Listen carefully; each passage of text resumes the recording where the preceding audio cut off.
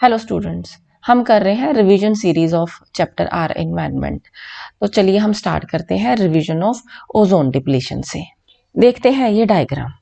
इस डायग्राम में हमें ये जो है अर्थ नज़र आ रही है और ये जो है अर्थ का सरफेस है। तो अर्थ के सरफेस के बाहर ये क्या है, ये है एटमॉस्फेयर। इस एटमॉस्फेयर में एक ओजोन की होती है लेयर, जो कि अर्थ के सरफेस से ऑलमोस्ट 20 to 30 किलोमीटर ऊपर होती है, जहां पर हमारा जो है ट्रोपोस्फेयर खत्म हो जाता है और स्ट्रेटोस्फेयर शुरू हो जाता है। और ये O3 मॉलिक्यूल्स होते हैं, जो कि वैसे तो डेडली पॉइजनस है लेकिन हमारे लिए बहुत यूजफुल है। क्यों यूजफुल है? क्योंकि जो सनलाइट है उसके अंदर जितनी भी सोलर रेडिएशंस आ रही हैं, तो सोलर रेडिएशन के अंदर एक बड़ी हार्मफुल रेडिएशन होती है जिसको हम कहते हैं अल्ट्रावायलेट रेडिएशंस, यहाँ की यूवी रेज। ओजोन लेयर जो है वो इन हार्मफुल यूवी रेज को अर्थ के एटमॉस्फेयर के अंदर एंटर नहीं करने देती, जिससे कि जो अर्थ का सरफेस है वहां पर यूवी रेज जो है वो नहीं पहुंच पाती।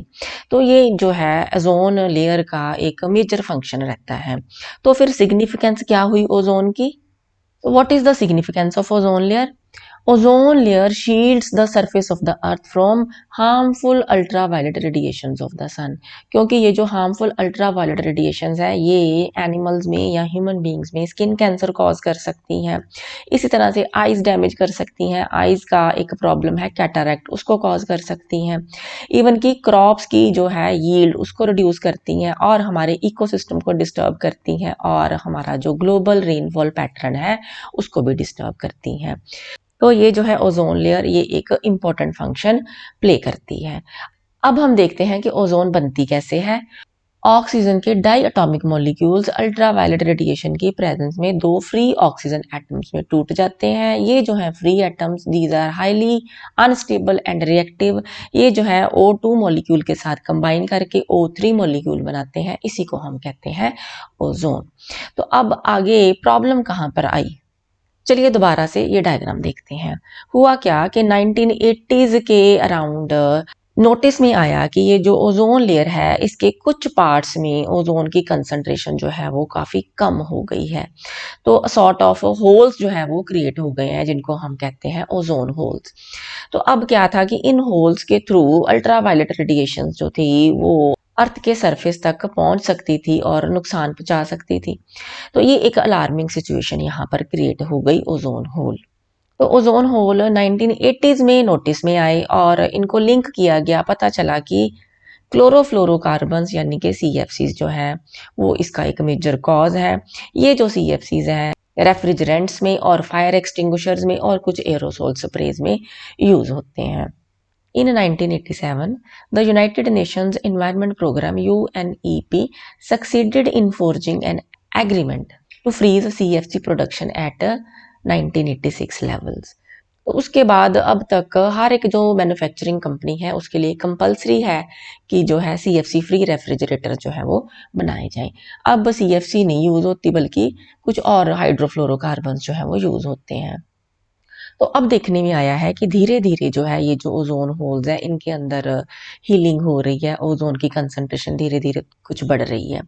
तो हम होप कर सकते हैं कि in the time to come ये जो ओजोन होल्स हैं ये पूरी तरह से ओजोन के साथ भर जाएंगे और हमारी जो ओजोन लेयर है वो पहले जैसी हो जाएगी। सो this is all about ozone depletion. आगे हम बात करते हैं गार्बेज मैनेजमेंट की। गार्बेज क्या होता है? हाउस होल्ड वेस्ट यानी कि घर का कूड़ा कचरा, उसको हम गार्बेज कहते हैं। इसको कैसे डिस्पोज ऑफ किया जाता है?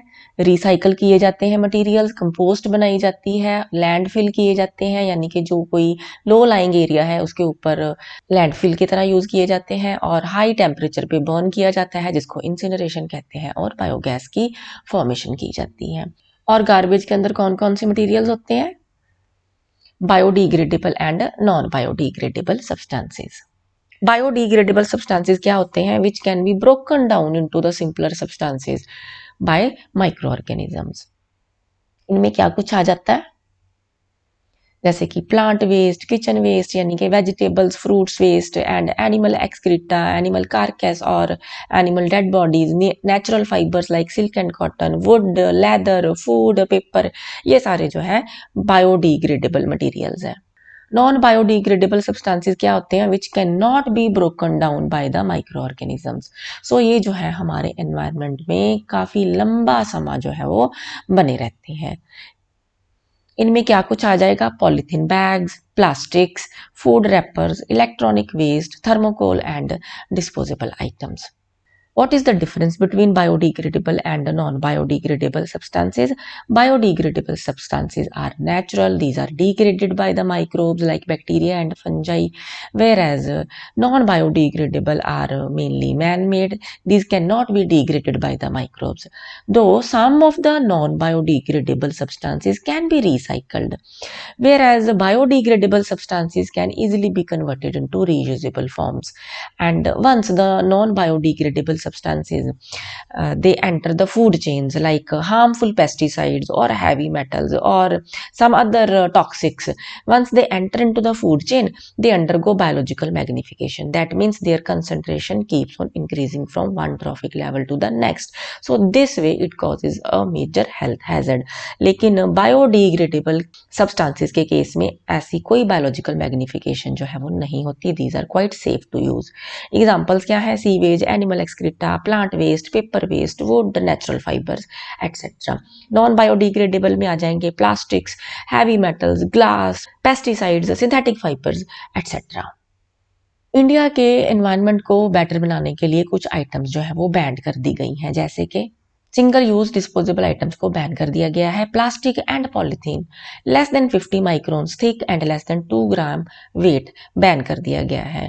और एक ऑल्टरनेटिव जो है, जो कि corn starch and potato starch से बनता है, उससे पॉलीलेक्टाइड मटेरियल जो है वो बनाने का काम चल रहा है. इसमें क्या है कि कॉर्न स्टार्च और पोटैटो स्टार्च को लैक्टिक एसिड में कन्वर्ट किया जाता है with the help of micro organisms. फिर इसको जो है केमिकली पॉलीलेक्टाइड्स में कन्वर्ट कर दिया जाता है, तो एक ऐसा मटेरियल बन जाता है which is similar to polythene, but it is quite safe and eco friendly, but it is expensive. तो हम होप कर सकते हैं कि in the time to come थोड़ा जो है ये पॉकेट फ्रेंडली भी हो जाएगा. Similarly use of plastic and thermocol for decoration purposes is banned in India. थोड़ी डिस्कशन करते हैं डिस्पोजेबल कप्स इन ट्रेन्स. कोई टाइम था जब इंडियन ट्रेन्स में प्लास्टिक के कप्स में टी एंड कॉफ़ी मिलती थी, जो कि रिटर्न करने होते थे. फिर हाइजीनिक पॉइंट ऑफ व्यू से एक फर्दर स्टेप लिया गया और इनको रिप्लेस किया गया by disposable cups made up of thin plastic and thermocol. लेकिन वो भी जो है नॉन बायोडिग्रेडेबल होने के कारण उसको डिस्पोज ऑफ करना मुश्किल होता था. फिर एक टाइम आया, आपने सुना होगा कि मिट्टी के जो कुल्हड़ होते हैं उनमें चाय कॉफ़ी सर्व होने लगी. बट इनसे भी जो थी प्रॉब्लम हुई कि जो टॉप लेयर होती है हमारी अर्थ की, तो वो फर्टाइल होती है. तो अगर fertile top layer of soil जो है उसको कुल्हड़ बनाने में यूज़ किया जाएगा, तो जो हमारी क्रॉप यील्ड है वो कम होनी शुरू हो जाएगी.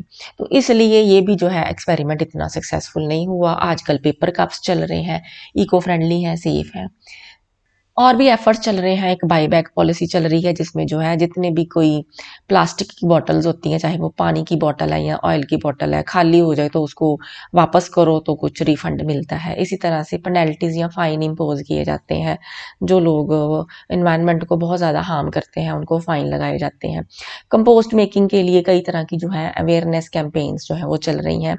बट मेन बात तो ये है कि लोगों को अवेयर किया जाए अबाउट 3 R's. ये 3 R's क्या है? Reduce, reuse and recycling. यानी कि वेस्ट कम प्रोड्यूस की जाए, ज़्यादा से ज़्यादा जो है रीयूज की जाए. यानी जैसे कि पॉलीथीन बैग की जगह पर कॉटन के या जो जूट के बैग हैं वो यूज़ किए जाए, और जहाँ पर भी पॉसिबल हो मैक्सिमम जो है मटेरियल उनकी रिसाइकलिंग की जाए.